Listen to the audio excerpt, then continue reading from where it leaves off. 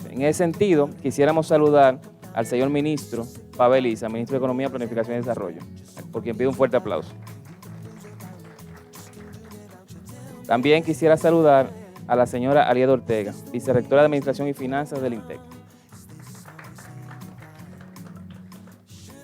A la señora Ragna Arnadorti, directora del Centro de Desarrollo de la OCDE. Y a nuestros expositores, Sebastián Nieto Parra, jefe para América Latina y el Caribe del Centro de Desarrollo de la OCDE. Adriana Reaza, directora de la Dirección de Estudios Macroeconómicos de la CAF. El señor Alexis Cruz, viceministro de Economía, y también, al igual que el señor Pavel, profesor del INTEC. Y a nuestro decano, Manuel Peña, que es el decano del área de Economía y de Negocios.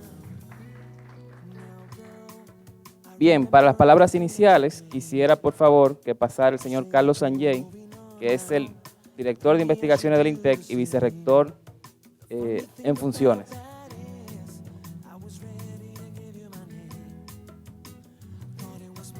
Muy buenas tardes, gracias a todos por estar aquí. Y antes de dar inicio formal a este tema y esta presentación de hoy, yo solo quería decir, primero quería excusarme porque no me puedo quedar durante todo el proyecto, tengo otra actividad que tengo que partir, yo sé que ustedes me entienden. Y lo otro que quería compartir, yo soy profesional en el área de medio ambiente, soy ingeniero ambiental y este tema para mí es altamente importante. Yo trabajo en cambio climático, trabajo en contaminación atmosférica, trabajo con el sargazo, que son todos temas que estamos de alguna forma u otra implicados aquí. Así que cuando leí el tema de hoy estaba bien interesado, aunque le tengo que decir que yo nunca me gustaba la economía. Bueno, el amor a la economía o el gusto a la economía lo tomé cuando leí Free Economics hace unos 10 años, que entendí la importancia y cómo se relacionaba y me di cuenta que ustedes sabían más matemática que nosotros, aunque yo era ingeniero, por lo menos estadística. Así que solo quería ponerle esa perspectiva. Entonces, de forma formal ya, el señor Pavel Issa, ministro de Economía, Planificación y Desarrollo, muchas gracias por su presencia. La señora Raga Arnadottir, directora del Centro de Desarrollo y Organización para la Cooperación y el Desarrollo Económico OCDE. La señora Adriana Arreaza, directora de Dirección de Estudios Macroeconómicos de la Cooperación Andina de Fomento CAF.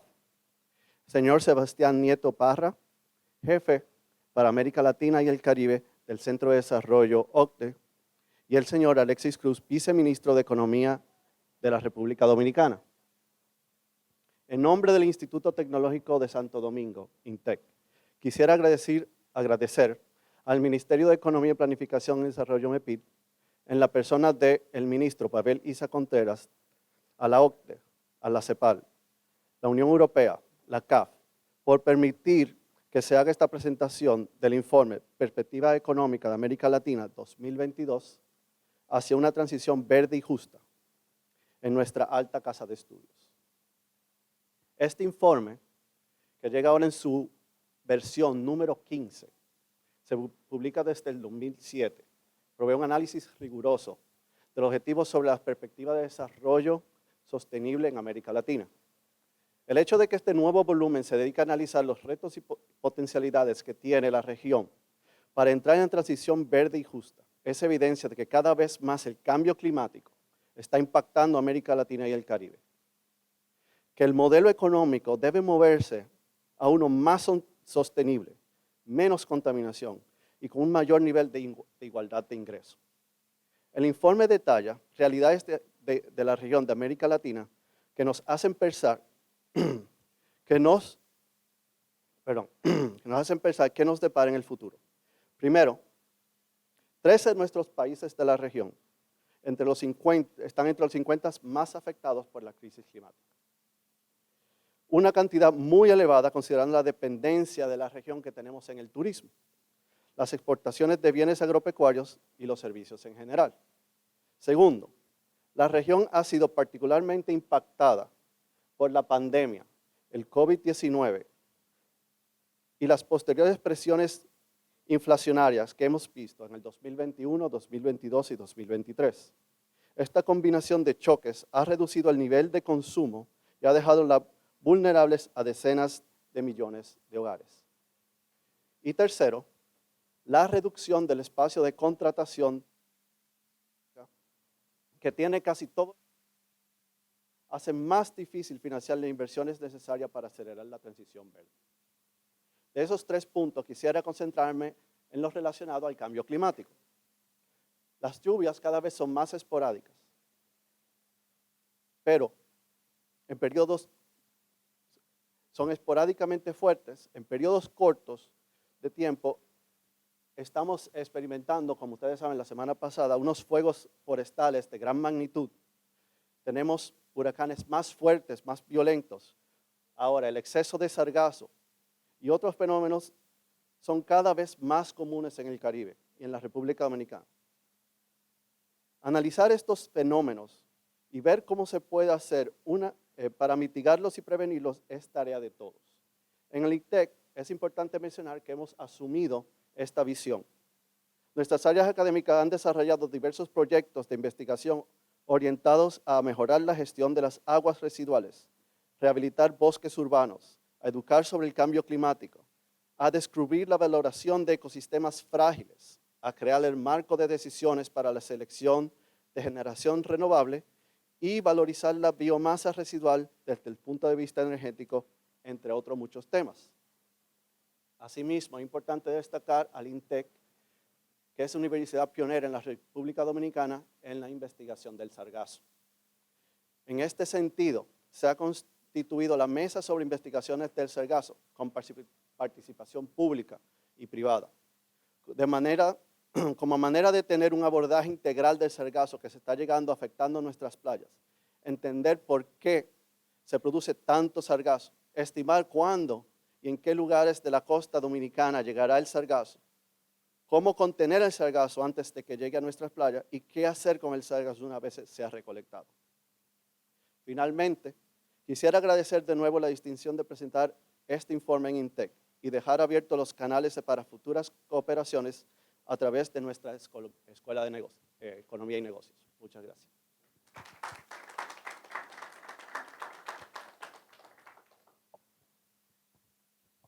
Muchas gracias, Carlos Sanjay, nuestro vicerrector en funciones.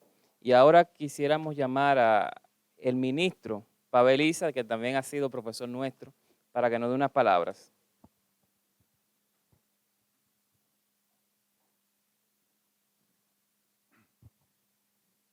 Muchísimas gracias, Richard. Muy buenas tardes, colegas del INTEC, a Ragna, a Sebastián, a mis colegas del Ministerio de Economía, Planificación y Desarrollo, y en especial quiero agradecer la presencia de los y las estudiantes, supongo que del área de la carrera de Economía del INTEC.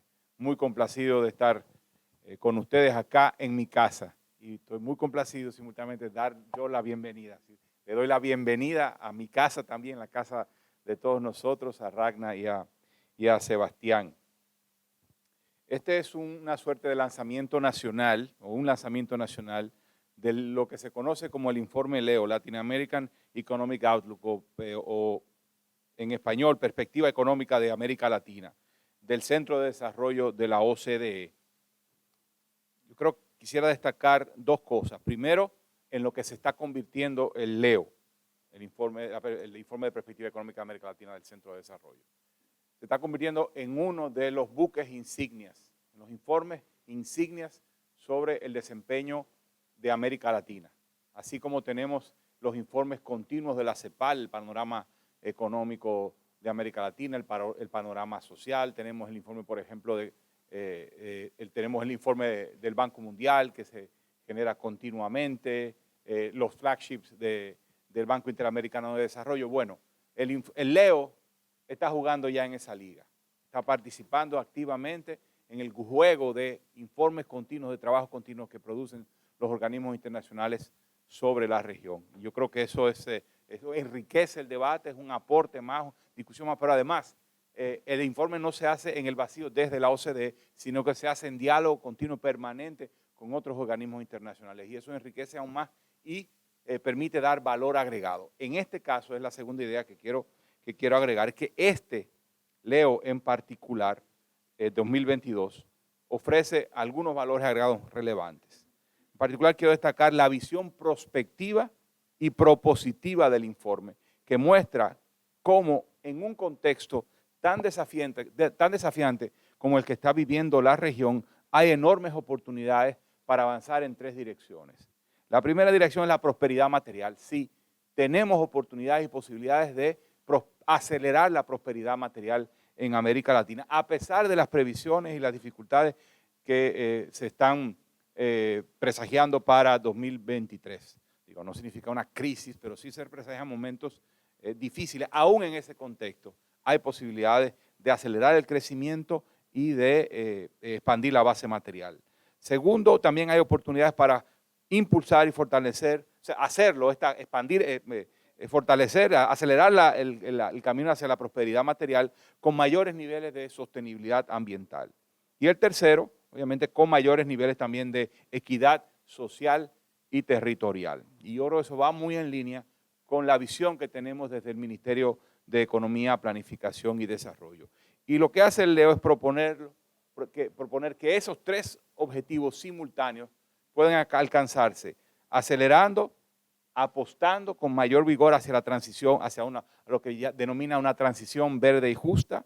Segundo, logrando una transformación de la matriz energética. Tercero, transformando el tejido productivo.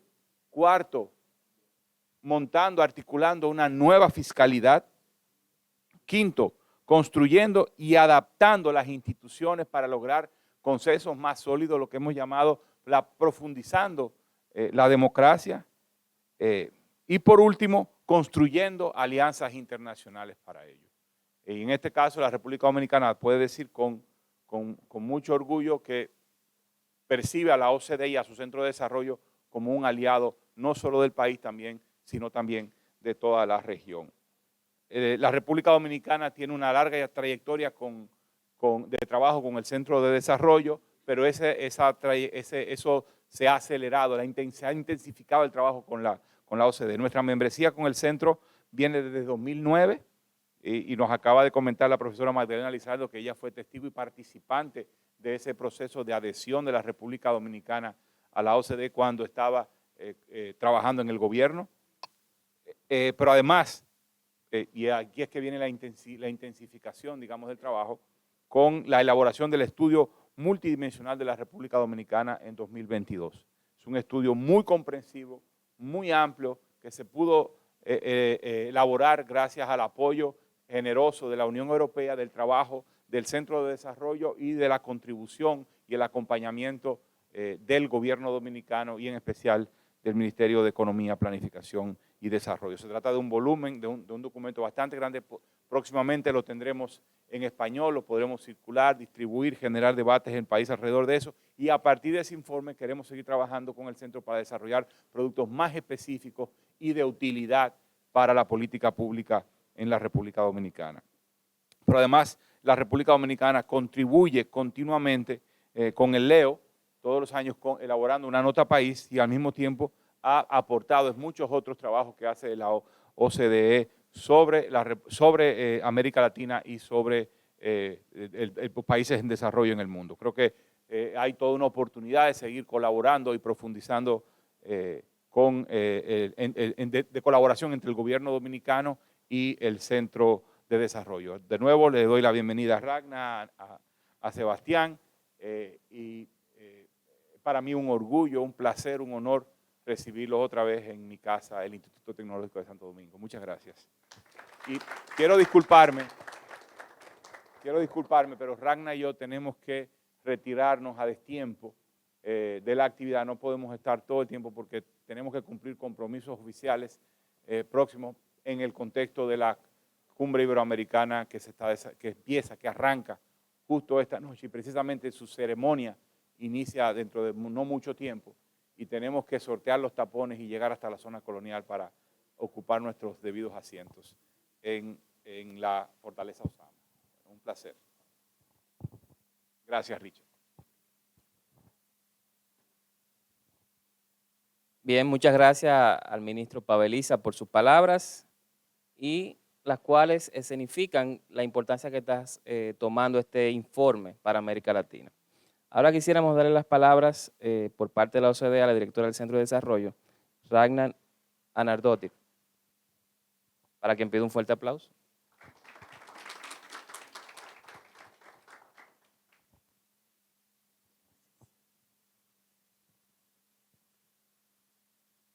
Okay, let me try.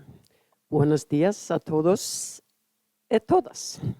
Muchas gracias, dear Rector of INTEC, Julio Sanchez Martinez, for hosting us in your university.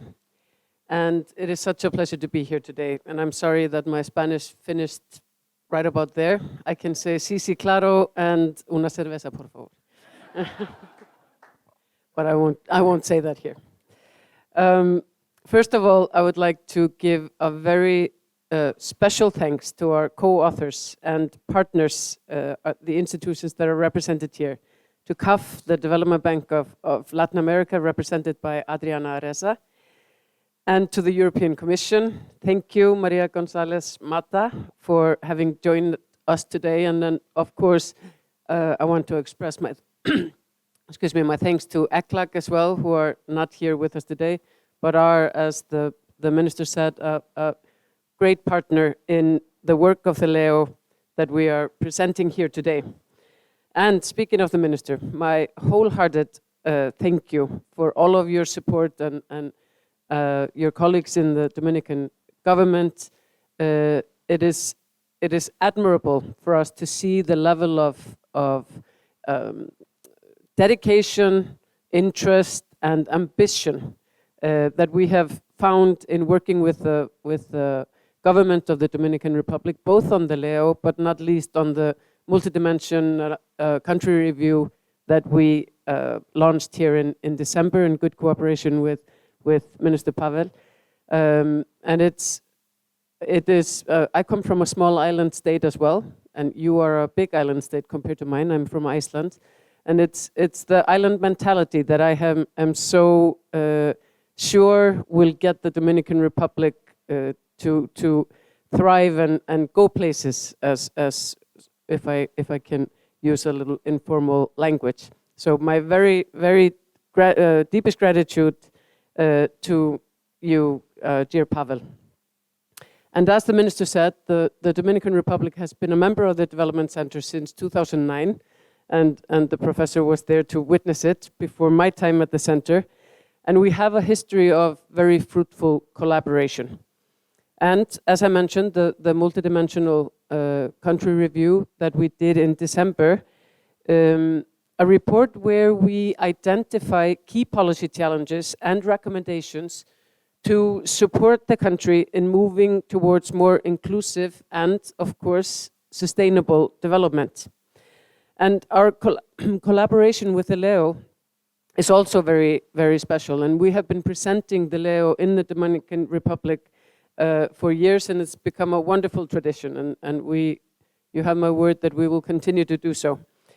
And here we are to discuss the findings of the 2022 LEO that focused on the just and green transition, the topic of the day, really. We launched it first at the COP in Egypt and have been going from country to country and introducing it, and it is everywhere very well received.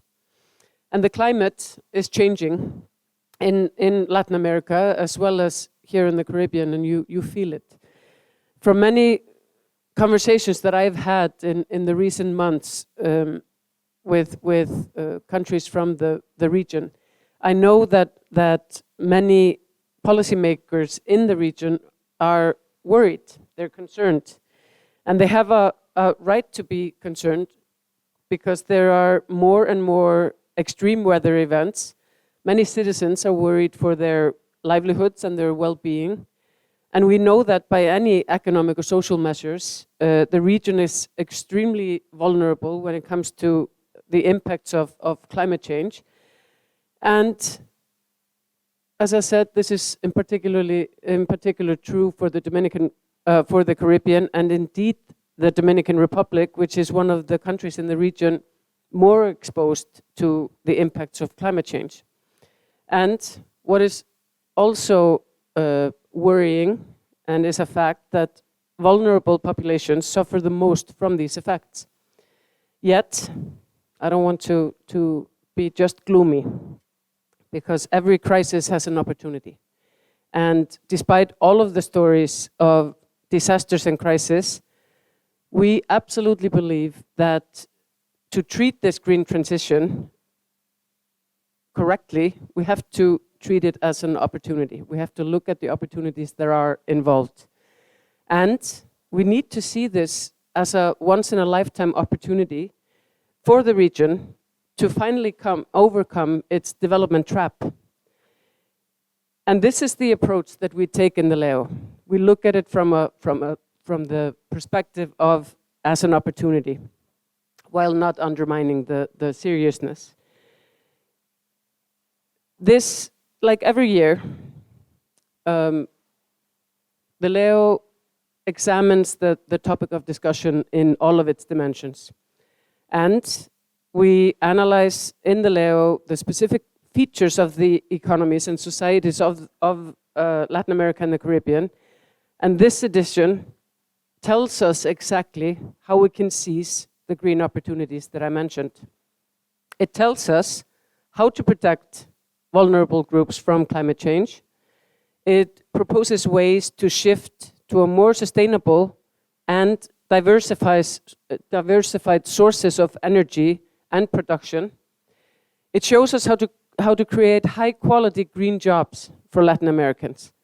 And it explains the financing options, such as environmental taxes and innovative debt tools like green bonds.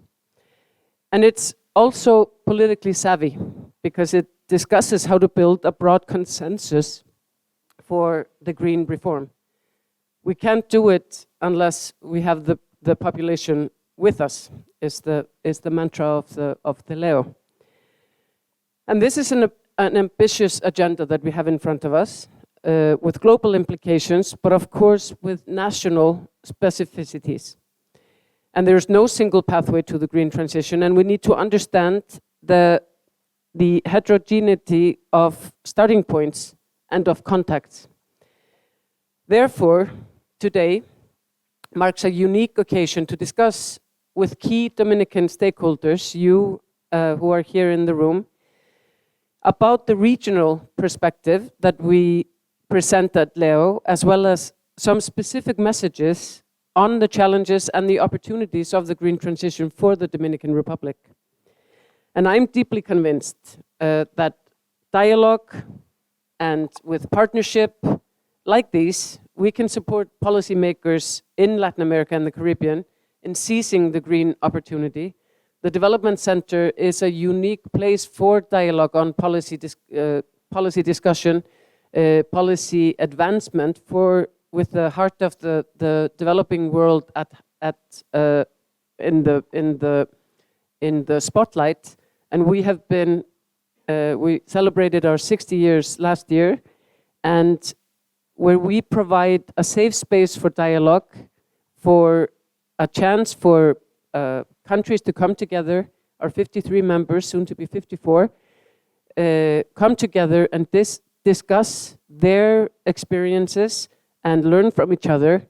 And with the help of the Secretariat, the 115-ish members of staff, with all of their expertise, we help countries build policies and create policies with the intent of making better lives for people everywhere. So that is our mission, and I hope that you will learn from the presentation of the Leo today, and I hope that you will join us in continuing this work.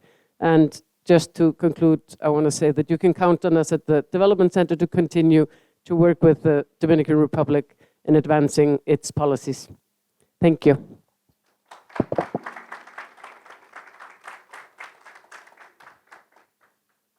Muchas gracias, Ragnar, por sus palabras. Y ahora vamos a iniciar con la presentación de los principales resultados del estudio. Primero que nada, quisiera saludar a María González Mata, que es jefa de cooperación de la Delegación de la Unión Europea en República Dominicana y quien se nos ha unido. Y quisiera llamar para que pase a presentar al señor Sebastián Nieto Parra, jefe para América Latina y el Caribe del Centro de Desarrollo de la OCDE. Señor Sebastián Nieto.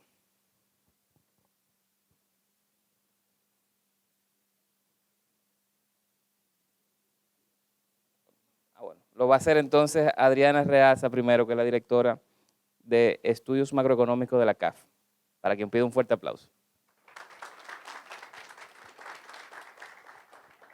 Listo, muchísimas gracias. Un placer estar acá. Agradezco al INTEC por esta oportunidad de presentar este trabajo que venimos haciendo desde hace varios años junto con la OSD, CEPAL y más recientemente con la Unión Europea. Y muchísimas gracias al ministro también por acompañarnos el día de hoy. A ver. Ok. Cuando pensamos en cualquiera de estos reportes, siempre tratamos de contextualizarlo a la situación que está viviendo América Latina.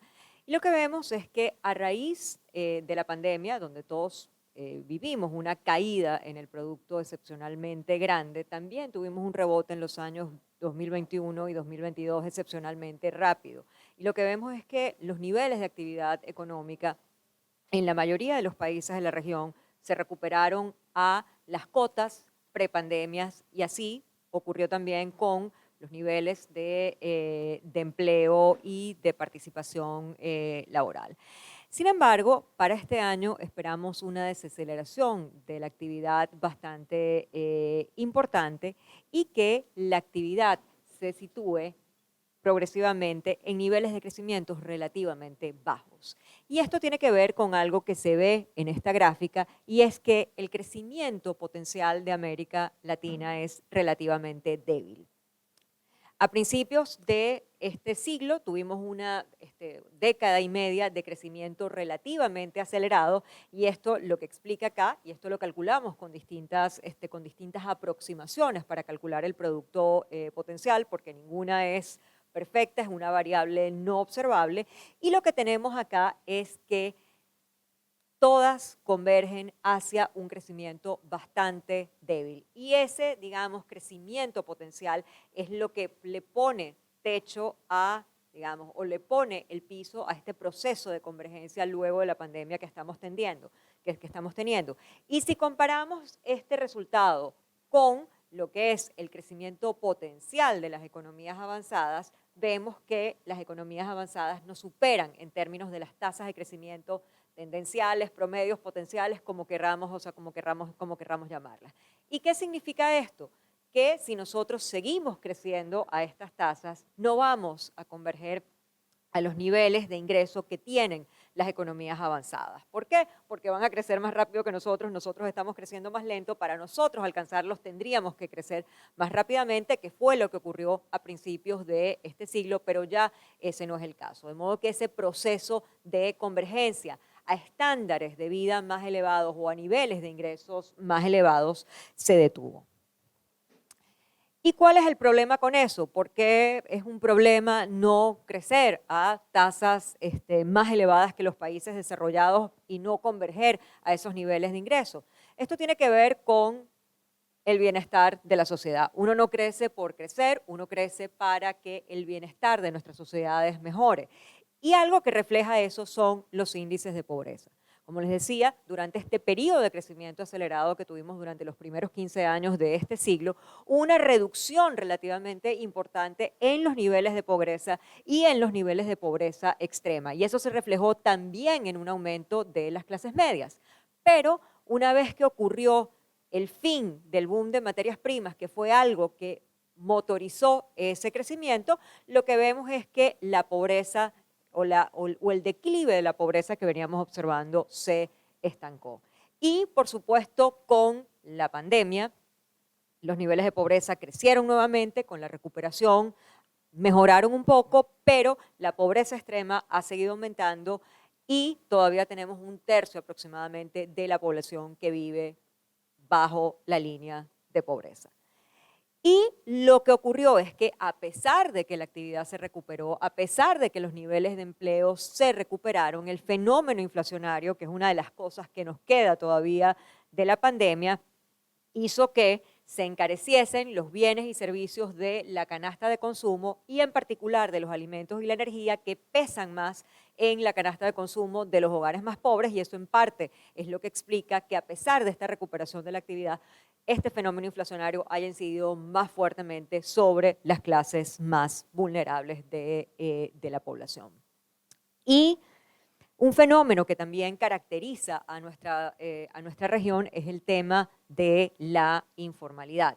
Buena parte de los trabajadores de la región, y esto por supuesto varía en mucha medida entre los países, pero en promedio, más del 50% de los trabajadores en América Latina son informales. ¿Qué quiere decir esto? Primero, que los trabajadores informales suelen trabajar en empresas que no tienen mucha inversión, que no tienen mucha innovación y en ese sentido son menos productivos. Al ser menos productivos, sus salarios son menores. Y no solamente sus salarios son menores, sino que no tienen acceso a seguros de desempleo o a la seguridad social. Y en ese sentido son trabajadores que están más desprotegidos de cualquier tipo de choque económico que ocurre en la región y por supuesto este fenómeno inflacionario, si eres informal, te quedas desempleado o no te llegan las ayudas del gobierno, te vas a ver mucho más afectado y esto incide en este fenómeno que hemos visto de estancamiento y más recientemente de aumento de la pobreza en la región.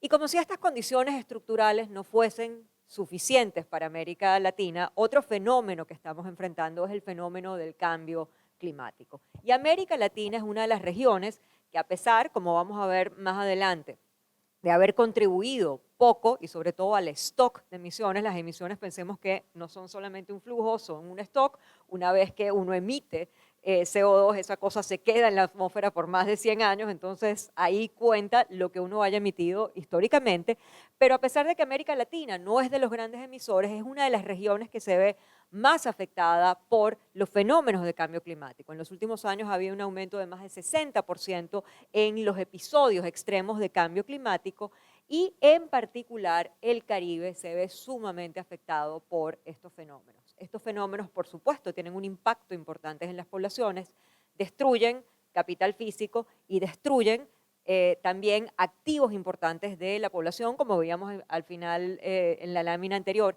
hay mucha población informal y uno de los activos en los que ahorran las personas en América Latina, sobre todo cuando no tienen mucho acceso a los sistemas financieros, es en la vivienda y muchas veces estos fenómenos climáticos destruyen ese único activo en los que las personas más vulnerables logran ahorrar. Entonces, esto tiene un impacto sumamente importante también en social en América Latina, y no solamente social directamente sobre esto que escribí, sino también fiscal.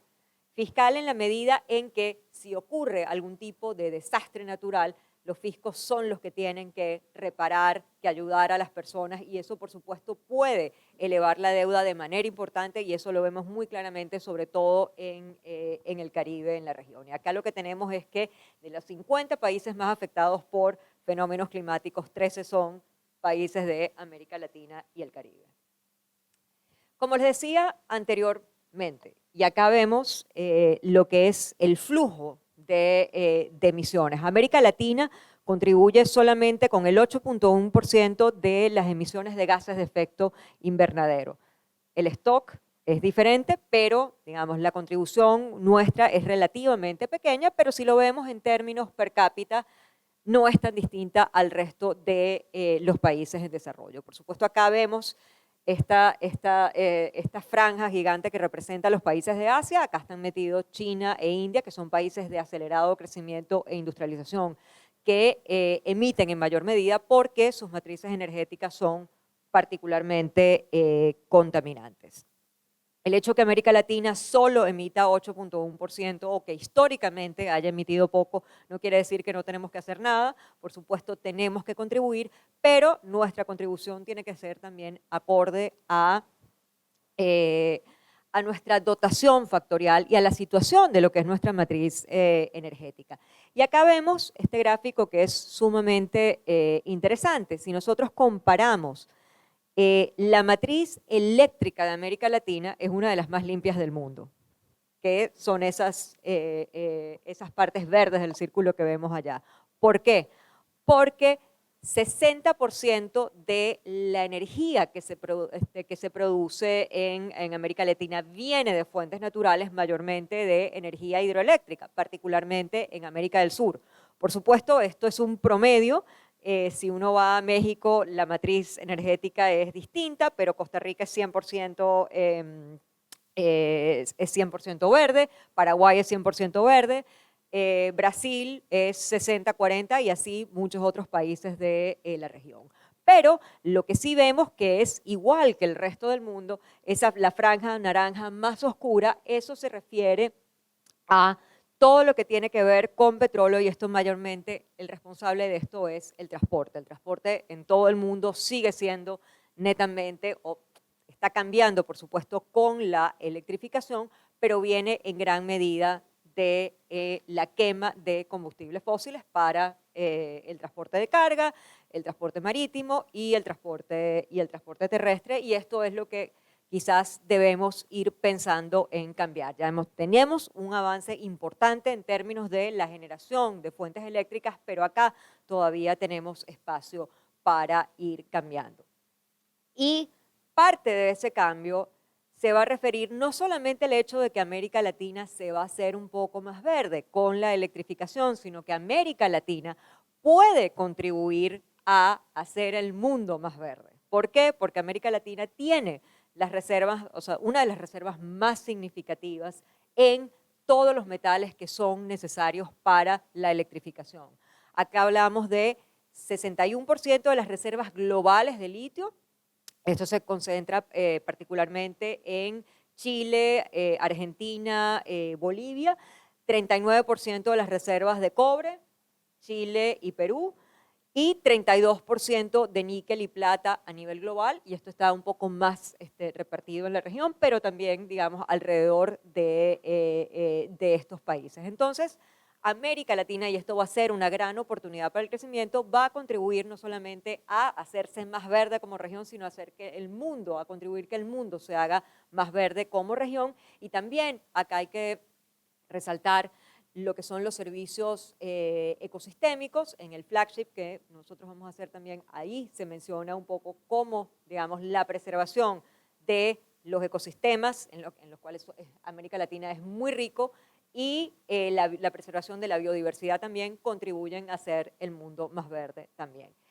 Por último, antes de darle la palabra a Sebastián, tenemos todo el tema del acceso a electricidad en la región. Todavía en América Latina hay 17 millones de personas que no tienen acceso a la electricidad, que cocinan con leña, quemando carbón, que son de las cosas más contaminantes que hay, y todavía falta ese esfuerzo para que una región que es rica en recursos energéticos, tanto renovables como no renovables, eso se manifieste en la electrificación de sectores más vulnerables y retirados de la población. Y yo lo voy a dejar hasta acá para darle la palabra a Sebastián.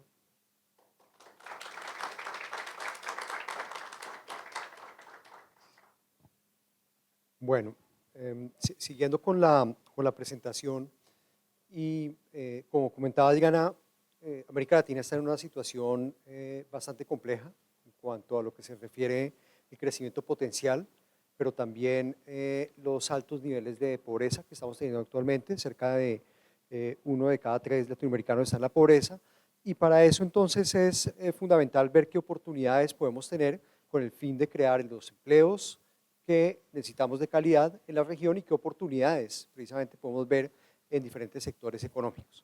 Y es ahí donde empezamos a mirar cómo la transición verde puede tener un papel precisamente para impulsar el desarrollo en América Latina, y cómo, cuando hablamos de todo lo que es políticas ambientales, tenemos que tener en cuenta el contexto de la región y saber entonces cómo esto afecta finalmente el bienestar de los ciudadanos, también con empleos de calidad.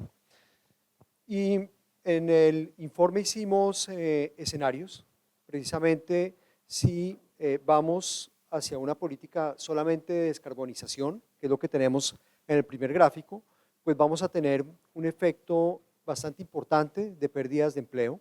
Esto es bajo diferentes escenarios de cómo la descarbonización y en particular si reducimos las emisiones de CO2 en un 50% de aquí a 2030 y tenemos en cuenta precisamente el impacto que puede tener sobre los sectores marrones, es decir, los sectores que tienen mayores emisiones de CO2, pues podemos tener una pérdida de empleo que puede llegar a ser de cerca del 13% en estos sectores, teniendo en cuenta un alto impacto, es decir, cuando hablamos que el valor añadido de los sectores marrones cae en cerca de 5 puntos porcentuales de aquí a 2030. Entonces, bajo estos diferentes escenarios, o bien de un alto impacto que decía que es de 5% o de bajo impacto que es de 1%, de caída de valor añadido en los sectores marrones, vemos que la caída del empleo va a ser sumamente importante en América Latina. Y es ahí donde que tenemos que hablar de no solamente la transición verde, pero también justa, y es qué tipo de políticas activas, en particular políticas de adaptación, no solamente políticas de mitigación, pero también de adaptación, pensar de una forma diferente nuestro modelo de desarrollo puede generar unos empleos importantes en los sectores verdes. Cuando hablamos de sectores verdes son sectores precisamente donde las emisiones de CO2 son bastante reducidas y con un alto impacto, es decir, con un crecimiento en el valor añadido en los sectores verdes de cerca del 5%, pues tenemos que podría haber una creación de empleo de más del 14% en los sectores verdes. Y el ejercicio final que hicimos es el efecto neto, es decir, vamos a perder un cierto porcentaje de empleo en los sectores marrones, vamos a crear un cierto porcentaje de empleo en los sectores verdes y al final el neto de cuánto va a ser el resultado. Y lo que nos da es que es un efecto neto positivo, primero porque como vemos pues puede ser con un alto impacto más del 14%, pero segundo y muy importante es que la proporción de empleo que tenemos en los sectores verdes es mayor que la proporción de empleo que tenemos en sectores marrones. Y eso es una muy buena noticia para América Latina, donde tenemos entonces un potencial de creación de empleo formal neta de más del 10.5% o más del 10%, es decir, del 10.5% de aquí a 2030 en la región. Entonces, es posible tener precisamente una transición verde y justa, pero para esto pues, se necesitan inversiones muy importantes. Estoy hablando de un crecimiento del valor añadido en los sectores verdes de cerca del 5% de aquí a 2030, lo cual pues, es una cifra bastante importante. Y no solamente son inversiones de capital físico, pero también de capital humano. ¿Qué tipo de competencias, qué tipo de educación necesitamos para generar el empleo que podemos crear en los sectores verdes? No solamente, por supuesto, generar la oferta laboral, pero tenemos que tener en cuenta precisamente el nivel de competencias de los trabajadores en América Latina. Y ahí, pues algo fundamental entonces es ver cuáles son los sectores estratégicos que vemos para esta generación de empleo en la región. Y hay sectores tradicionales, como puede ser el sector agrícola o más ampliamente agricultura y ganadería, también el sector transporte, donde pueden ser sectores que tradicionalmente son marrones, como puede ser el sector transporte, pero pueden convertirse en sectores verdes con cambios precisamente en la política pública. Y es ahí donde se puede generar bastante empleo. Pero también pensar en nuevos sectores, como la bioeconomía, o por ejemplo también todo el sistema de alimentos regenerativos, donde también podría haber creación de empleo en sectores que hay un potencial enorme en América Latina. Frente a todos estos sectores, y algo que hicimos en el informe y está en un anexo, pero creo que es un valor agregado enorme el que tenemos, y es experiencias a nivel de países de América Latina donde ya estamos viendo este tipo de políticas. Por ejemplo, en Brasil, en todo lo que es bioeconomía, lo tratamos como un ejemplo interesante. También, por supuesto, todo lo que es turismo sostenible en varios países, y donde el caso de República Dominicana, pues muy bienvenido todos los esfuerzos que se han venido haciendo y donde todavía hay un potencial enorme para aprovecharlo. Y en energía pues renovable, tema que ya Adriana pues comentaba, en América Latina no solamente somos un buen ejemplo a nivel mundial, pero también podemos explotarlo aún más. Para todo esto, no es solamente temas de políticas sectoriales en estos campos, pero también una visión más amplia. ¿Qué tipo de políticas sistémicas necesitamos? Por ejemplo, a nivel urbano, donde se necesita pensar más allá del ingreso y ver precisamente dentro del bienestar de los ciudadanos cómo la transición verde puede jugar un papel importante. Otras políticas transversales, la transformación digital, sin duda alguna va de la mano con la transición verde, y cuando hablamos prácticamente en muchas de estas acciones sectoriales, la transformación digital juega un papel fundamental. Entonces, no es solamente aislada la política de transición verde, pero también tiene que ir con una estrategia digital bien armada.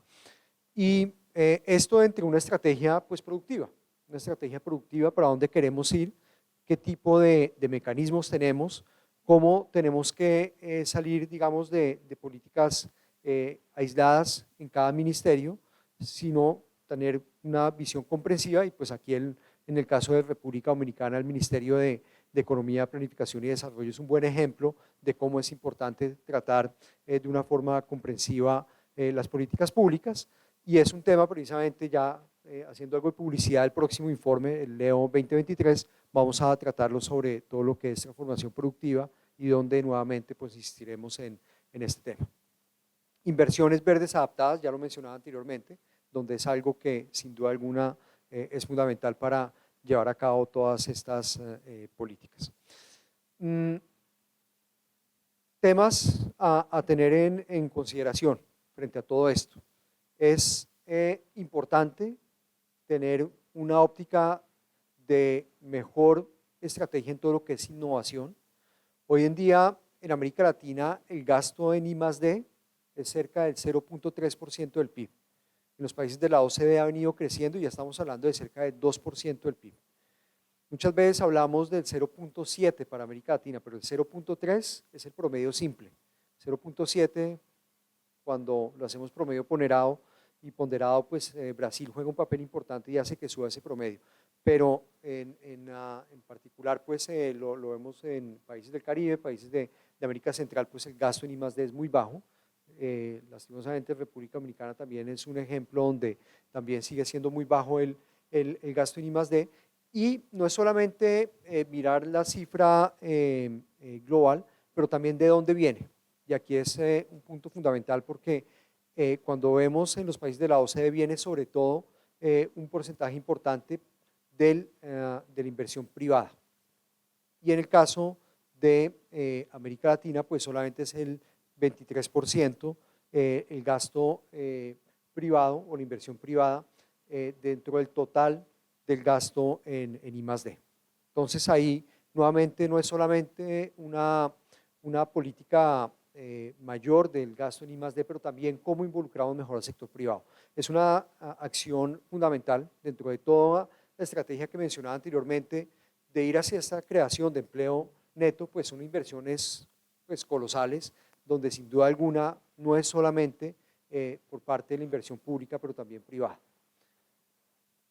Segundo elemento a considerar, pues todo lo que se puede esperar de la economía circular. Cuánto podemos generar de mayor crecimiento neto del PIB, pero también de nuevos empleos netos.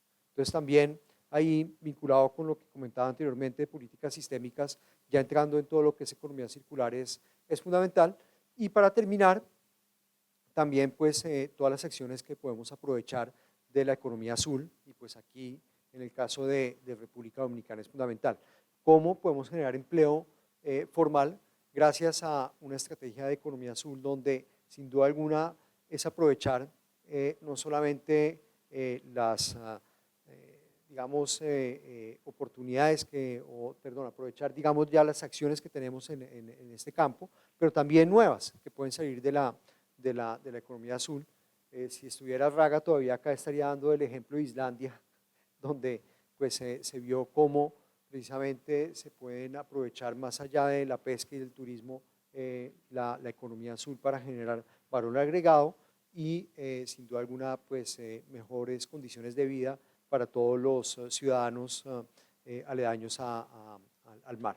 Entonces Este es un tema que precisamente ahora en Panamá se hizo el Our Ocean Conference, la conferencia sobre nuestros océanos, y ahí presentamos el Leo, y donde nuevamente insistimos en todo el tema de la economía azul. ¿Cómo llevar a cabo esto?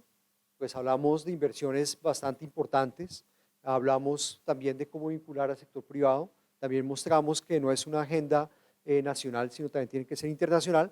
Entonces, insistimos en los últimos capítulos del informe en 3 temas. Para llevarlo a cabo necesitamos ver entonces qué estrategia de financiación tenemos. Segundo, cómo generar los consensos, es decir, cómo involucrar al sector privado, pero también la sociedad civil. Y por último, cómo pensar la cooperación internacional que nos ayude precisamente a reforzar toda la política de transición verde gracias a unas alianzas internacionales entre América Latina y el mundo, y en particular Europa. El siguiente gráfico, a ver si lo podemos volver a poner, es interactivo y es, a ver si lo... En todo caso, efectivamente son 3 puntos. Financiación, cómo generamos los consensos, es decir, todo el proceso participativo de diálogo, y por último, asociaciones internacionales. Sobre el tema de la financiación, pues estamos enfrentando un espacio fiscal totalmente limitado. Y aquí es donde ya empezamos a ver cómo las condiciones financieras están cada vez más difíciles en América Latina, y en particular, pues si vemos el indicador de deuda sobre impuestos, tradicionalmente hablamos mucho de deuda sobre PIB, ¿no? Pero aquí lo que tratamos de ver es deuda sobre impuestos, porque al final es la capacidad que tienen los gobiernos a pagar la deuda, y hemos visto que al final del ciclo de commodities, el ratio era cercano al 250%, hoy en día pues supera el 400%, el ratio de deuda sobre impuestos en América Latina, lo cual es una cifra bastante elevada, inclusive cuando comparamos con los países de la OCDE que tienen un alto nivel de endeudamiento, y sobre todo pues vemos países como el caso de Panamá, que ha venido creciendo sustancialmente el endeudamiento público. Si lo ven prácticamente en todos los países de América Latina, incluido pues República Dominicana, ha venido creciendo bastante el endeudamiento público, está vinculado también a todo lo que es la depreciación de algunas monedas, y que ha afectado pues también este costo de endeudamiento, porque en algunos de estos países, o en la gran mayoría, tenemos un alto porcentaje de deuda que está en moneda extranjera. Entonces, ahí pues sin duda alguna necesitamos diferentes acciones por el lado fiscal. Uno es por el lado de impuestos, es algo que pues hemos venido insistiendo mucho para varios países de América Latina, y es cómo podemos mejorar la estructura tributaria. Tenemos margen de acción para mejorar los ingresos tributarios, y esto lo hemos discutido muchas veces para el caso de República Dominicana. Desde que Magdalena estaba en el Ministerio de Economía, hemos diciendo de cómo necesitamos un pacto fiscal en República Dominicana, donde podamos mejorar la estructura tributaria y al mismo tiempo aumentar de algunos puntos porcentuales los ingresos sobre el PIB. En el caso, en promedio, en América Latina estamos hablando de una recaudación cercana al 22% del PIB. En los países de la OCDE estamos hablando de cerca del 34% del PIB. Y en el caso de República Dominicana estamos hablando de un nivel inclusive inferior al 22% que tenemos para el promedio de América Latina. Estamos hablando de un país en el cual, pues, si estamos hablando de datos comparables, estamos hablando de datos cercanos al 15% del PIB. Entonces hay un margen de aumento de ingresos, y cuando hablamos de cómo mejorar la estructura tributaria, pues vemos también cómo los impuestos relacionados al medio ambiente, hay un margen de mayor recaudación. En el caso de América Latina estamos hablando de solo un 1% del PIB, en los países de la OCDE estamos hablando de cerca del 2% del PIB. Pero queríamos insistir sobre este tema porque es fundamental cuando hablamos de este tipo de impuestos, cómo compensar también a los más vulnerables.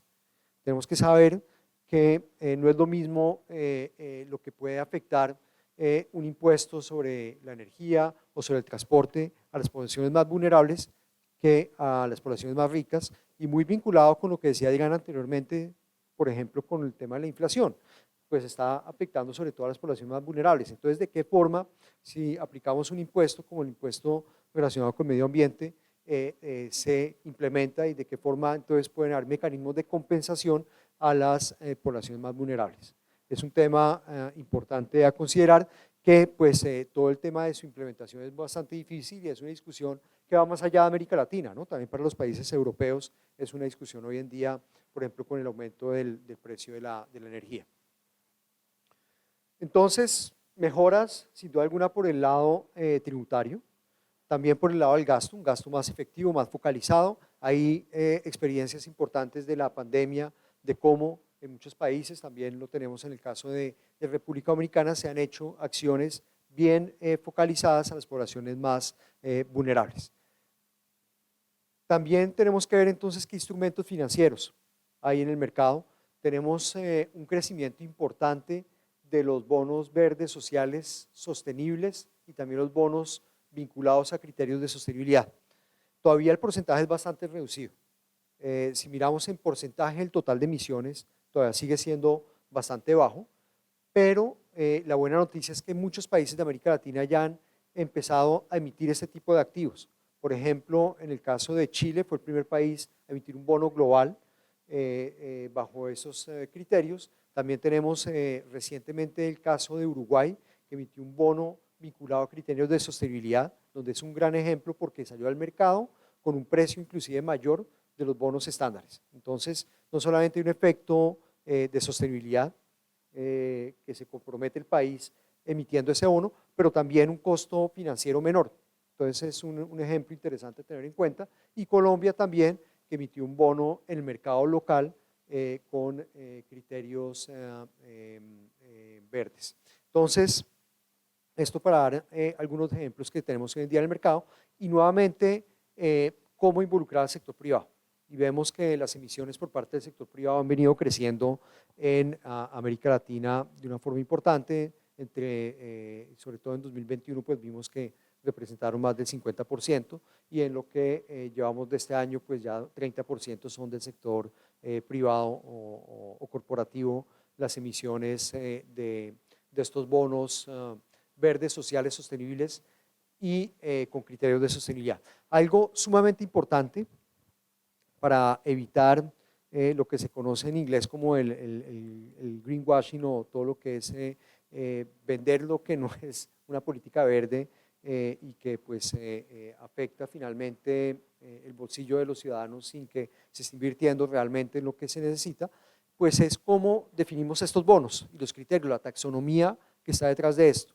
Y es una agenda todavía a nivel mundial en la cual necesitamos mejorar todo lo que es taxonomía verde y de qué forma, por ejemplo, pues precisamente la Unión Europea es un ejemplo importante a ver lo que se define como taxonomía verde y que sirva para los países de América Latina, adaptándolos precisamente a las condiciones que tenemos en cada uno de los países de la región.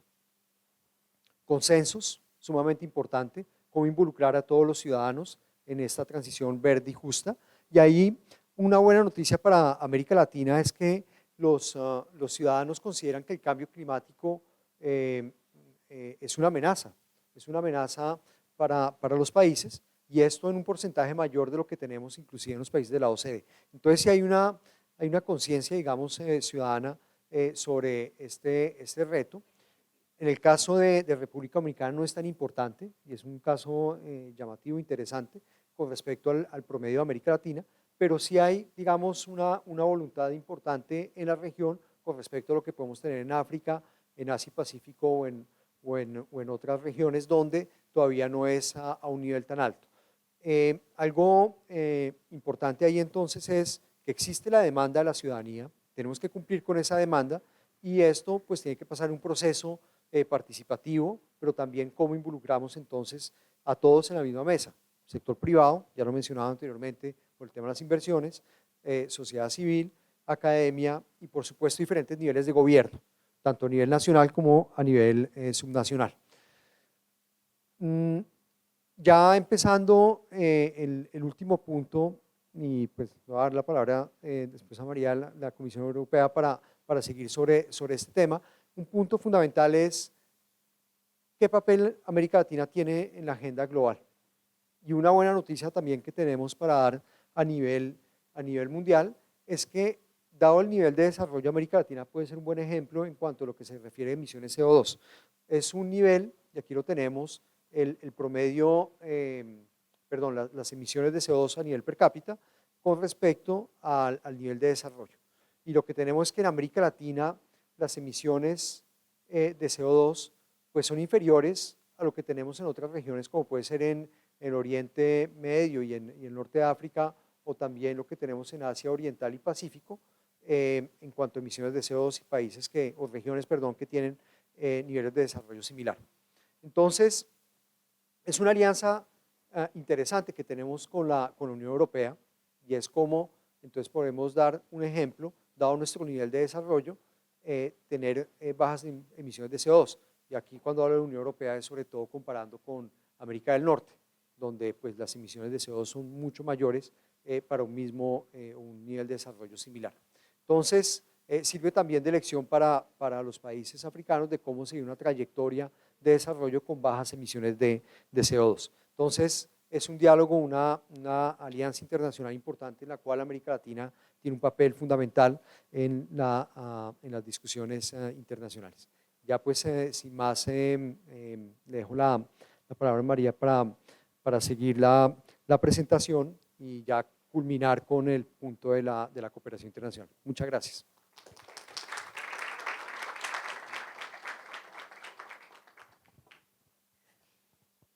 Buenas tardes. En primer lugar, disculpas, Alexis, Sebastián, a todos los estudiantes INTEC, un placer estar aquí.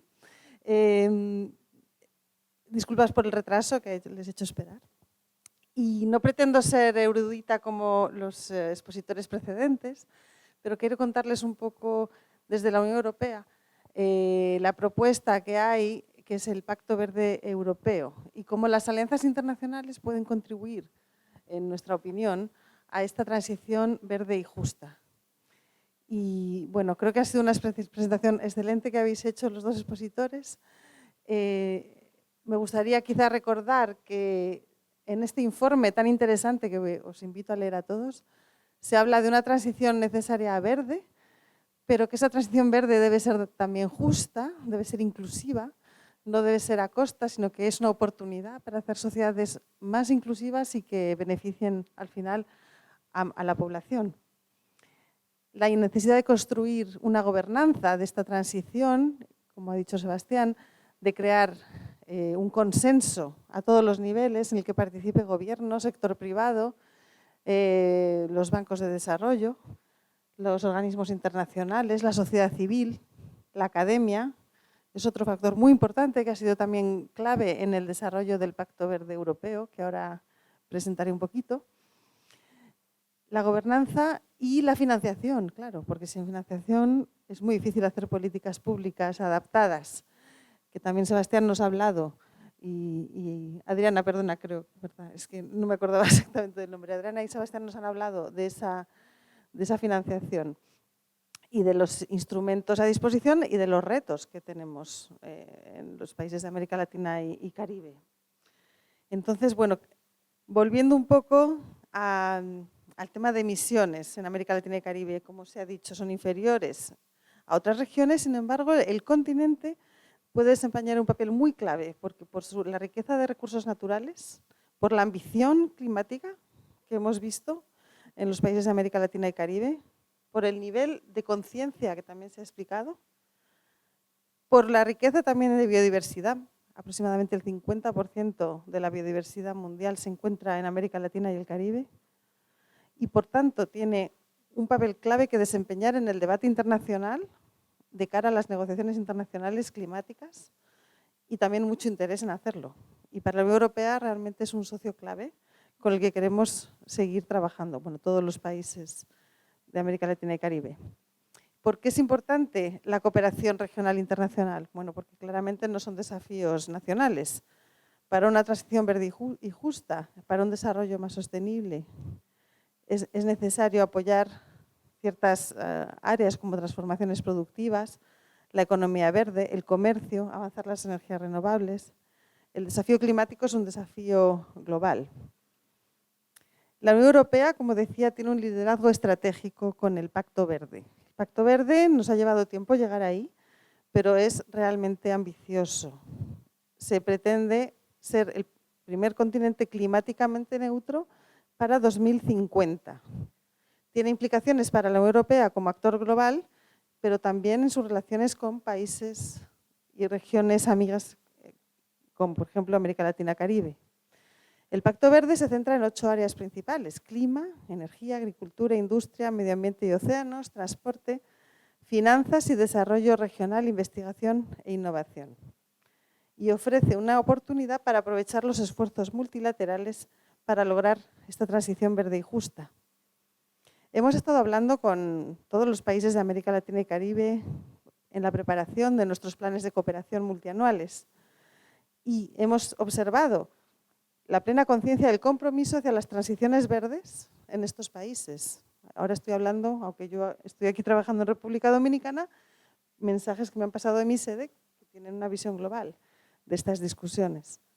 En los países con los que estamos trabajando se ha mencionado la necesidad de incluir la sostenibilidad ambiental en todos los planes de desarrollo.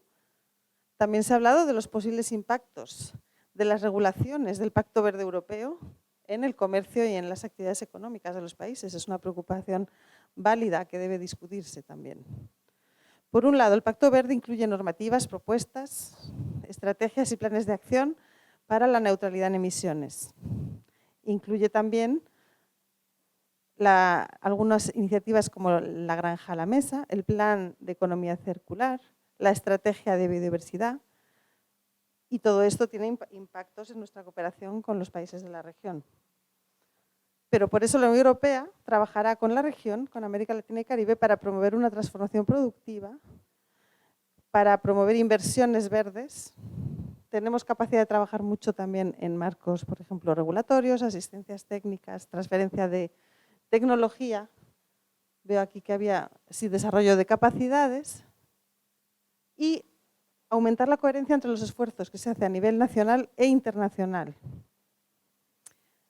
Una estrategia global de la Unión Europea ahora es el Global Gateway, que es una estrategia vinculada a las inversiones, aumentar las inversiones y también hacer que el sector privado entre más en los planes de desarrollo.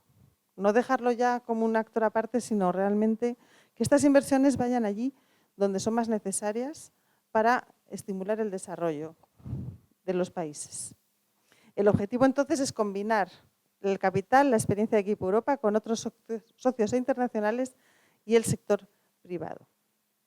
Y en este Global Gateway, los sectores de digitalización, salud, clima, energía y transporte, además de educación e investigación, son prioritarios, así como crear un entorno propicio para las inversiones. Y en este entorno propicio para inversiones, también entramos en los marcos regulatorios, en las políticas que hacen que haya un clima saneado para los negocios, en favorecer las inversiones y principalmente en sectores verdes. Por ejemplo, aquí en República Dominicana estamos trabajando a través de varios programas, por ejemplo Euroclima, para formular e implementar políticas de mitigación y adaptación al cambio climático, definiciones de agendas verdes más amplias, un reciente adoptado apoyo presupuestario al Gobierno de República Dominicana nos permite acompañar una transición para hacer una economía que sea más inclusiva, acompañando la política nacional y el Plan Nacional Plurianual del Sector Público, que pretende mejorar la calidad de vida de la gente a través de un apoyo a pequeñas y medianas empresas para hacer más inclusiva la economía, pero también que aprendan a realizar una producción más limpia, teniendo en cuenta la parte de economía circular y climática. Pero también continuando a apoyar las finanzas públicas, que son, digamos, el corazón sin el que un Estado no puede funcionar. A través de las inversiones verdes en sectores como agua, transporte, como Equipo Europa, estamos trabajando, por ejemplo, en República Dominicana, en el metro de Santo Domingo, el transporte urbano. Estos son inversiones en transporte significa mejorar la calidad de vida, pero también significa disminuir las emisiones de carbono. Así que muy importante porque Dominicana tiene una gran ambición climática también. Y en el sector del agua y el saneamiento hay muchísimas necesidades en toda la región, como se ha dicho, y ahí también estamos haciendo cooperación a través de inversiones. Bueno, en conclusión, la asociación entre la Unión Europea, América Latina y Caribe descansa sobre una base sólida de valores compartidos, afinidad, cooperación, y creemos que esta asociación puede revitalizarse con estas nuevas desafíos, pero también oportunidades de las transiciones verde, justa y también digital. Bueno, pues muchísimas gracias y bueno, estoy abierta a preguntas si tienen alguna. Muchísimas gracias. Saludos.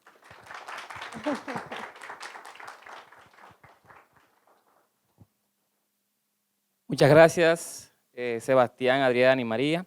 Si tienen una pregunta, la podemos hacer. Vamos a la fase de preguntas y respuestas. ¿Tienen alguna pregunta? Profesora Magdalena Lizardo.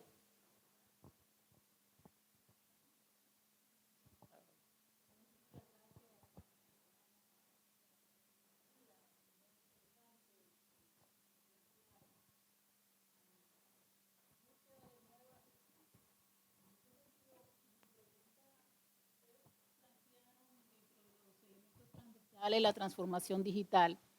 Y está el tema de creación de empleo, empleo verde. Cuando se hace el análisis, de alguna manera se ha tomado en cuenta que esa transformación digital también puede destruir empleo, o sea, ¿cómo abordaron el tema? Y el otro punto es con relación a los impuestos verdes. En el caso de nosotros, yo creo que hay que llamar la atención a los subsidios no verdes y la relevancia que tienen y la posibilidad de liberar recursos a través de la revisión de esos subsidios. Particularmente el subsidio generalizado a la electricidad es muy alto y no hay una discusión así muy clara de cómo hacer un uso más efectivo de eso con miras a no solamente a proteger en términos de poder adquisitivo, pero tal vez otro tipo de objetivo que pudiera tratarse con esos recursos. Bueno, lo segundo fue un comentario.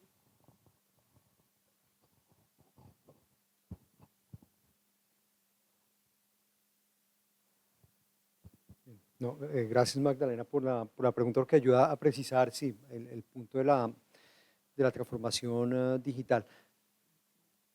Efectivamente, la transformación digital, si no tomamos ninguna acción de política pública y seguimos ceteris paribus con un fenómeno global que va a pasar, la caída del empleo en América Latina es cerca del 15%, lo que estamos viendo de aquí a 2030, solamente por el efecto de la transformación digital, y eso lo tratamos de hecho en el Leo 2020, donde miramos de cuánto sería el impacto en América Latina y ahí tomando diferentes metodologías, o bien por tareas o bien por actividades o sectores. En la OCDE lo hacemos más por tareas, que es algo más preciso el análisis. Y precisamente lo que hacemos aquí también es ver el efecto teniendo en cuenta la transformación digital. Es decir, si se tiene en cuenta para este análisis, y es ver sectores verdes en los cuales pues, hay oportunidad de creación de empleo, teniendo en cuenta que efectivamente va vinculado con cambios tecnológicos en estos sectores. Así que sí se incluye dentro de la metodología. Y el segundo punto es sumamente importante y creo que no lo desarrollamos lo suficiente, porque hay países, y bueno, yo creo que el campeón en esto, no sé si Adriana coincide conmigo, pero puede ser Argentina, por ejemplo, en todo lo que son los subsidios a energía, donde son totalmente regresivos. Y es ahí donde pues puede haber un margen de mejora, sin duda alguna, por el lado de subsidios, y lo mencionamos en el informe, precisamente.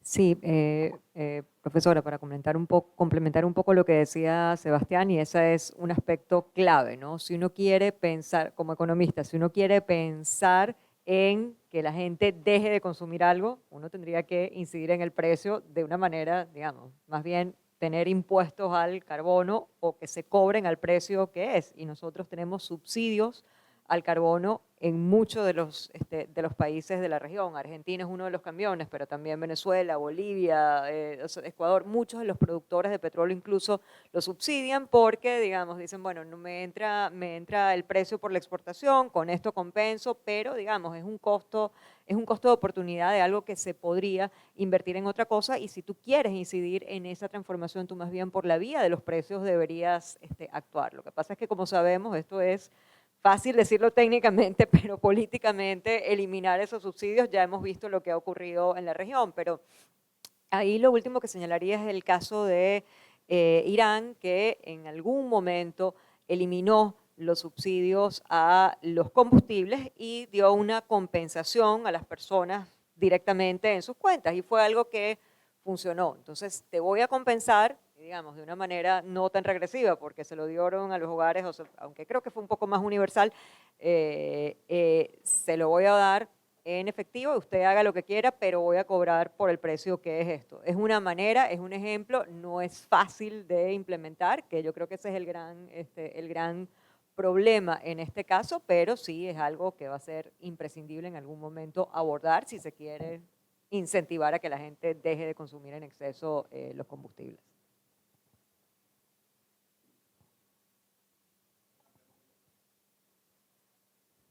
¿Alguna otra pregunta?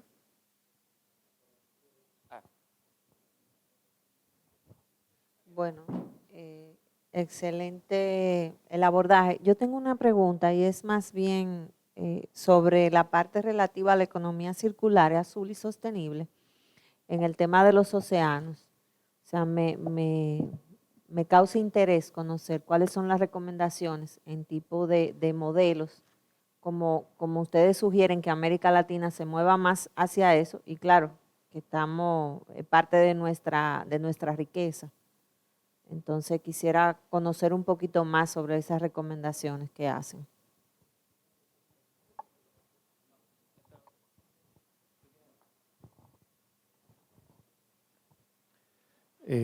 Gracias por la exposición. No se supone que yo debo de preguntar, pero lo que pasa es que quiero trasladar acá, para fines de edificación, si es posible, la pregunta típica que siempre le hacen a uno en estos contextos. Primero, y ustedes lo recogen en el estudio, es que, digamos, la América Latina lo que aporta en la emisión de carbono y contaminación es alrededor de un 8%, y más o menos que es lo que aporta también al PIB mundial, un 8%.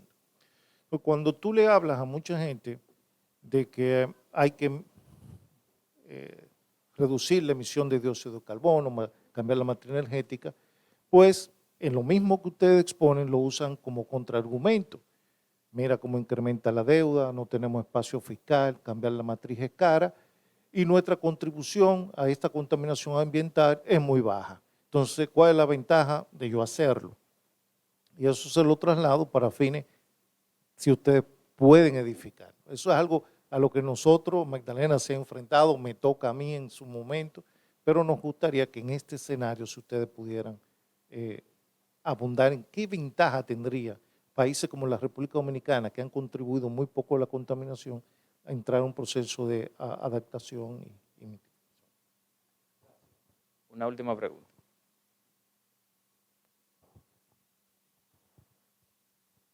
Buenas tardes, mi nombre es Tracy Rodríguez, estudiante de Economía. Yo tengo como dos preguntas en unas, es más que otra cosa. ¿Ustedes creen que en el futuro el sector marrón sería reemplazado por el sector verde? Y ahí mismo le incluyo que ¿cómo creen que afectaría esto en el índice de la pobreza?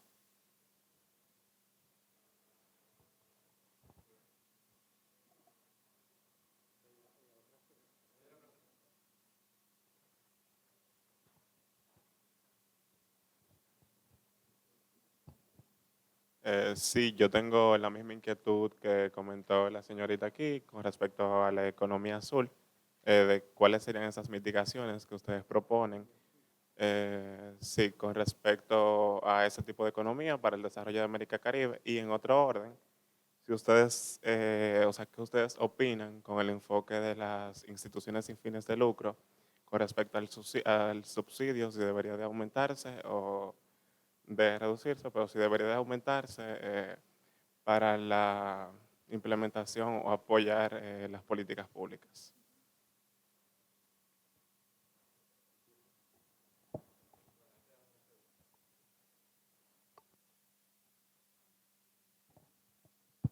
Bien, bueno, buenas preguntas. Bueno, primero, digamos, sobre el tema de economía circular y economía azul, es algo que lo que vemos es precisamente cómo es una acción en la cual primero institucionalmente abarca diferentes ministerios, instituciones públicas a nivel nacional, pero sobre todo a nivel subnacional. Y en el informe sobre todo lo tratamos a nivel subnacional, porque es más fácil, digamos, de ver tangiblemente el impacto que tienes de hacer una política circular, por ejemplo, a nivel de las ciudades, o también pues economía azul en las zonas costeras donde hay posibilidades. Y lo que vemos siempre es que primero es el objetivo entonces, ¿cuál es con la economía circular? Y no necesariamente es la de generar mayores ingresos. Y es el tema bastante interesante donde a nivel local, por eso también es más fácil de tratar que a nivel nacional en cuanto a medición, por ejemplo, de bienestar de los ciudadanos, por ejemplo, en todo lo que tiene que ver cuando hablamos de economía circular en transporte, el impacto que tiene, pero también en gestión de desechos y mejor utilización del agua. Entonces, lo tratamos sobre todo de esa forma más focalizada a nivel de local y precisamente insistiendo mucho en el diálogo con los diferentes actores a nivel local. Hay posibilidades, digamos, de creación de empleo, también esto pues lleva a nuevos empleos que se pueden crear, destrucción con seguridad también, y es ahí donde entonces es ver cómo se pueden generar esos empleos, qué tipo de competencias son necesarias, y es vinculado también entonces con los altos niveles de informalidad, pensándolo entonces también en cómo estos informales, que muchas veces no están ni en los sectores marrones ni verdes, y pueden generarse oportunidades. Sobre el punto de Alexis, efectivamente, digamos, es algo que, ¿dónde está América Latina? América Latina no es el ejemplo del alumno que le está yendo de una forma nefasta en la transición verde, ¿no? Todo lo contrario, y es lo que mostraba precisamente dado su nivel de desarrollo, de hecho estamos bien. Ahí es algo que a la ciudadanía de todas formas hay que presentarlo de una forma en la que hoy en día son los más vulnerables los que les está afectando las emisiones de CO2. Y entonces no lo presentamos aquí en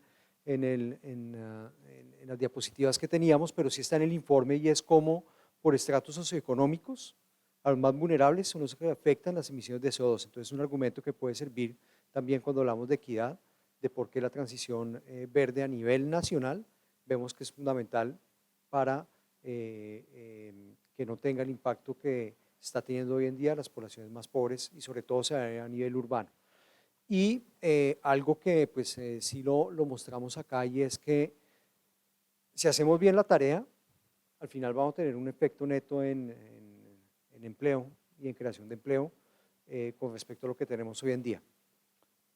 Efectivamente hay un costo financiero, pero también hay una agenda global que se está viendo. Por ejemplo, con la Unión Europea es una agenda importante que se puede tener y siempre se habla de América Latina como un aliado en esta agenda. Entonces también es cómo aprovechamos esa transición para tener un posicionamiento global y que no tenemos en este momento.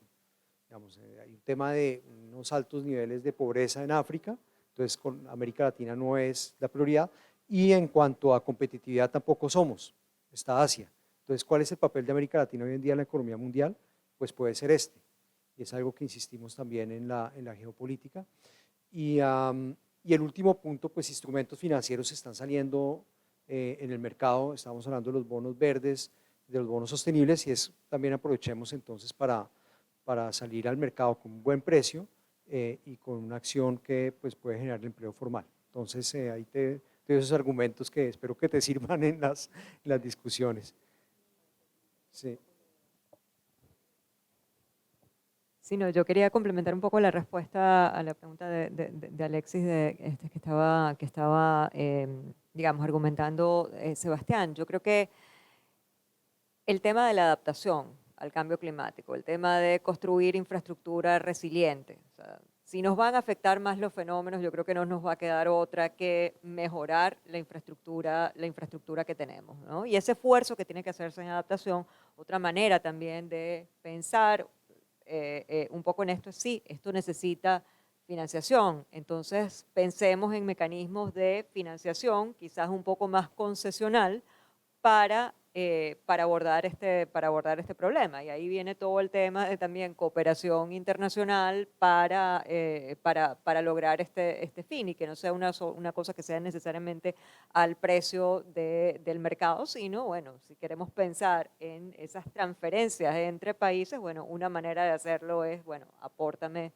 algo de financiación a precios un poco más razonables para que yo emprenda esto.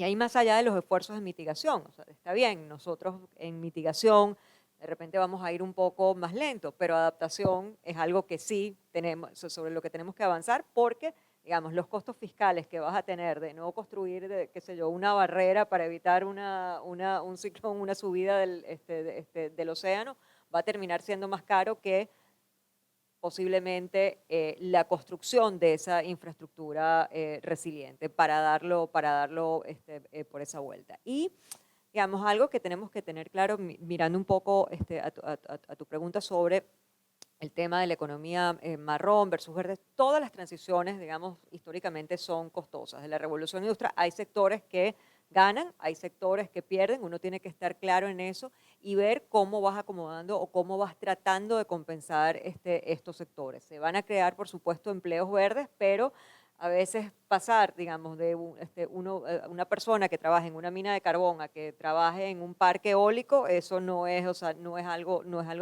algo tan sencillo. Entonces hay que pensar en la manera de cómo también los países tienen que abordar esa transición y esos costos distributivos, digamos, dentro del empleo para llevarlos de una manera más orgánica mientras ocurren.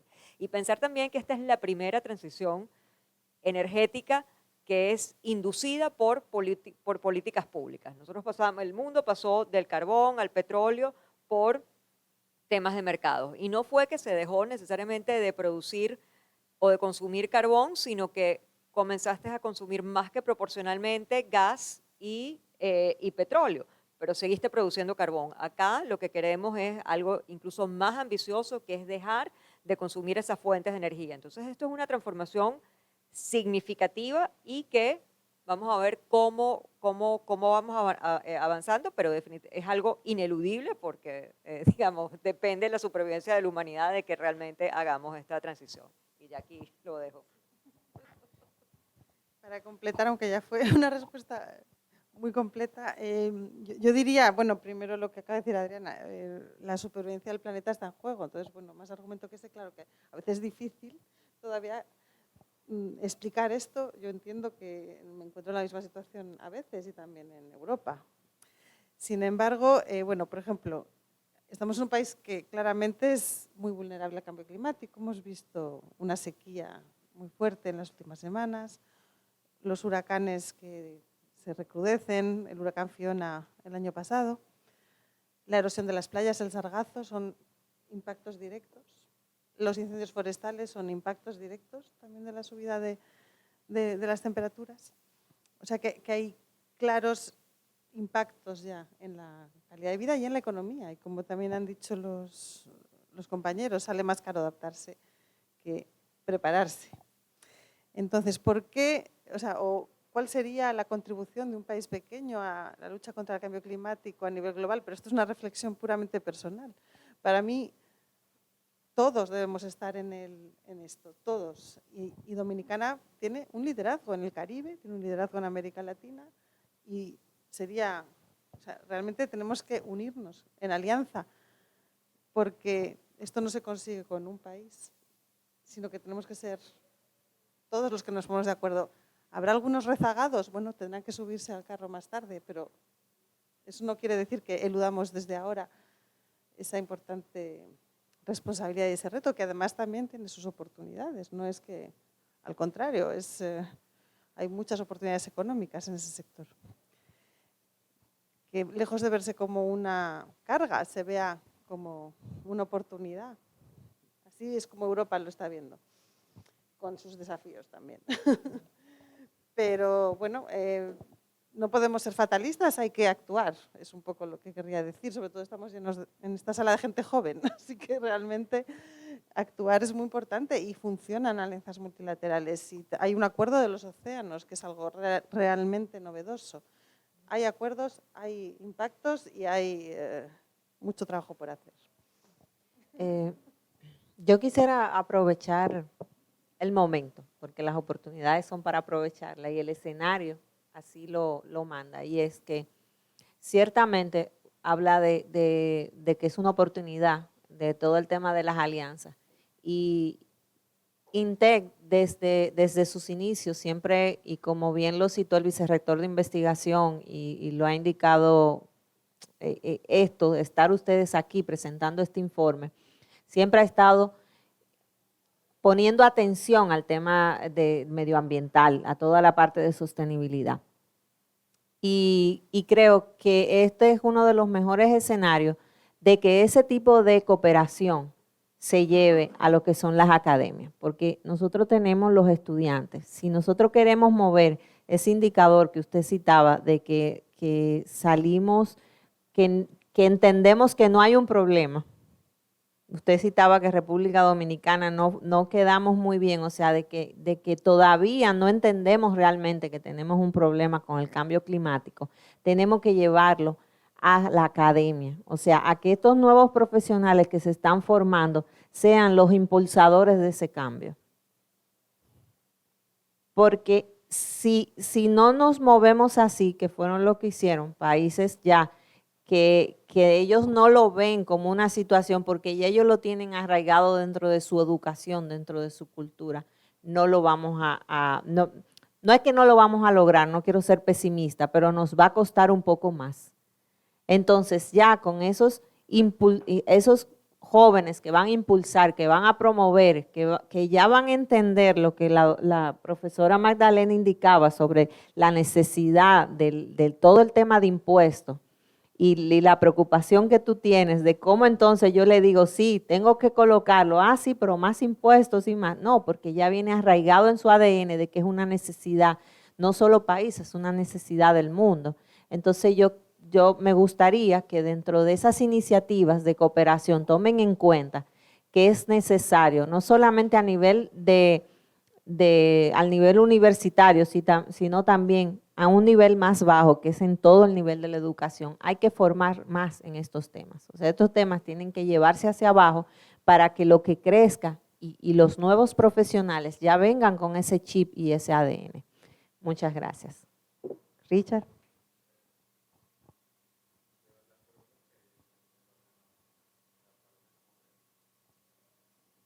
Repítela, por favor.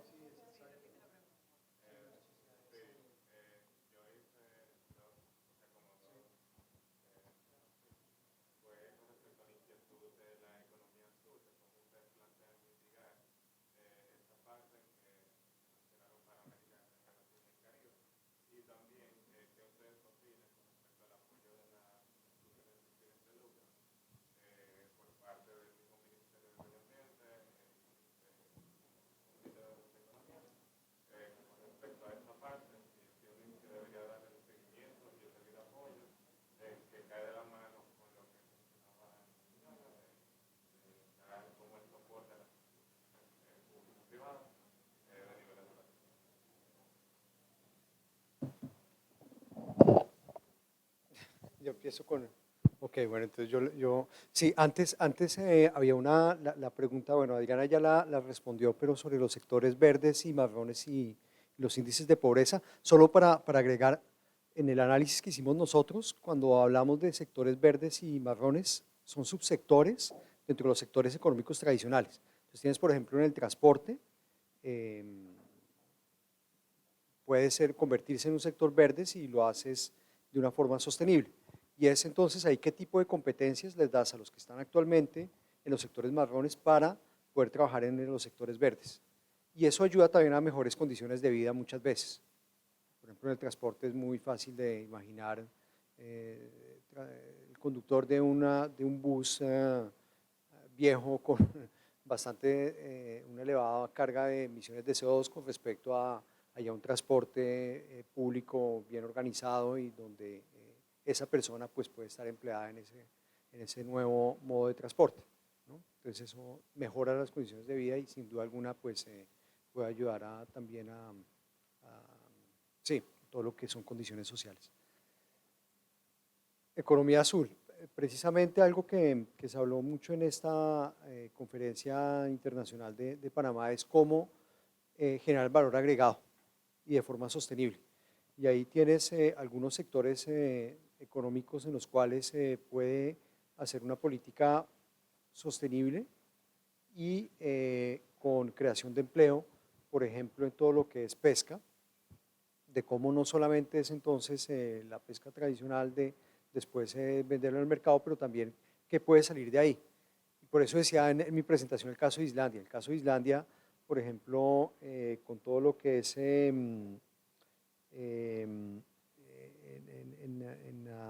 a partir de la pesca tradicional, se encontraron que el cuero de los pescados, por ejemplo, podía generar unos beneficios no esperados, y de ahí entonces salió toda una industria de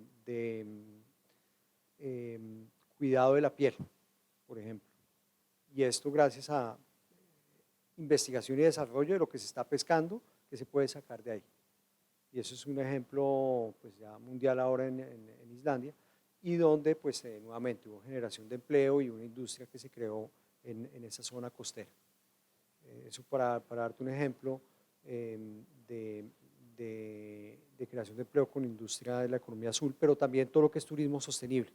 Ahí también hay bastante que se puede desarrollar y también una demanda, ¿no? Una demanda que se puede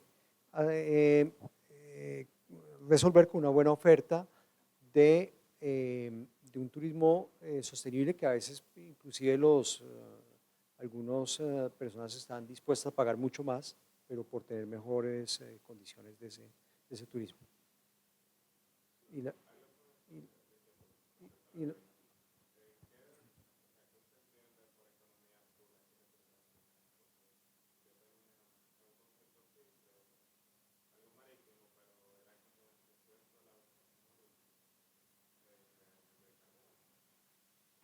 No, es más amplio. No, es más amplio. Es más amplio. Es, digamos, todo lo que podemos tener dentro del ecosistema marino y también de ríos que podemos sacar beneficio. Sí, digamos, va más allá ese es un aspecto solamente. Sí. Y sobre las sociedades autónomas, ahí tenías... Sí, quizás ahí el punto, como todas las organizaciones, o sea, no gubernamentales, pues ahí el apoyo tiene que depender, tiene que ser como que uno a uno para hacerlo más eficiente. Tenemos que ver qué es lo que, digamos, estas organizaciones aportan, cómo, digamos, qué es lo que están, o sea, qué es lo que están haciendo, porque al final del día los recursos fiscales son los impuestos, vienen de los impuestos de la gente, ¿no? Entonces siempre esa asignación tiene que tener un fin y un propósito determinado, entonces en ese sentido pues hay que evaluar caso por caso qué es lo que aportan, dónde pueden ayudar para, digamos, canalizar mejor esas ayudas. Pero definitivamente en la medida en que aporten al fin que se quiere, al fin social que se quiere, pues o sea, por supuesto hay que apoyarlas, pero digamos, viendo y haciendo también pues un seguimiento de que los recursos se gasten de una manera eficiente. Un pequeño comentario sobre sociedad civil de parte de, bueno, en la Unión Europea, para contarles, para nosotros es muy importante el rol de la sociedad civil en participar en las políticas públicas y de la academia. Creemos que aporta un valor añadido, que hace más diverso y más viva la democracia, más plural y por eso tenemos programas de apoyo concretamente a la sociedad civil en todos los países en los que trabajamos. Y aquí vamos a lanzar próximamente una convocatoria para la sociedad civil, así que estén atentos para financiación. Pero sí es fundamental en las políticas públicas y creemos que tienen un rol importante. Bueno, como lo ha dicho Adriana, siempre que puedan aportar, pero es un rol que consideramos esencial en una sociedad viva y democrática. Bien, muchas gracias a Sebastián Nieto Parra, a Adriana Reaza y a María González Mata por su ponencia hoy. Queremos agradecer a la OCDE, la CAF, la Unión Europea y la CEPAL por su participación en la conformación, ¿no?, del LIO 2022. Queremos también agradecer al MEPIT por haber seleccionado a INTEC para esta presentación. Y como INTEC nos sentimos muy contentos de que estemos visibilizando este tipo de temas. Como ya dijimos, estamos muy activos desde la academia a través de distintos proyectos de investigación que vayan a resolver problemas puntuales donde confluyan tanto una economía más justa como una economía verde, una transición verde. República Dominicana quizás no es el mismo ejemplo que Sudamérica. Sudamérica tiene muchos recursos naturales y genera su energía prácticamente en más de un 60% a vías recursos hidráulicos. República Dominicana, al ser una isla, no cuenta con esa fortuna, es más orientada a combustibles fósiles. Sí ha habido cierta transición a renovables y a combustibles fósiles menos contaminantes como gas natural, pero igual falta todavía mucho camino por recorrer. Este tipo de estudios nos ayuda a nosotros a visibilizar la problemática, entender que no estamos solos y también nos sirven como país para dar un paso adelante y tratar de buscar financiamiento para hacer las inversiones necesarias que tenemos. El financiamiento dominicano mayormente viene por bonos soberanos. No es algo, digamos, que sea tan fácil de colocar un bono verde ahora mismo. Y vamos a decir que la propuesta o la inquietud para que se lo lleven quizás para un próximo lío, sea ver cómo se puede simplificar los trámites relacionados con la contratación de deuda para orientar estos proyectos de transición verde que sean más rápidas, que sean más ágiles, tratando de hacer una símil con lo que sucede con los bonos soberanos tradicionales. Bueno, eso es todo. Muchas gracias. Gracias a todos por venir. Como dijimos, esto va a estar disponible en YouTube y queremos invitarlo a otros eventos que vayamos a hacer junto al MEPIT y la Escuela de Economía del INTEC. Muchas gracias.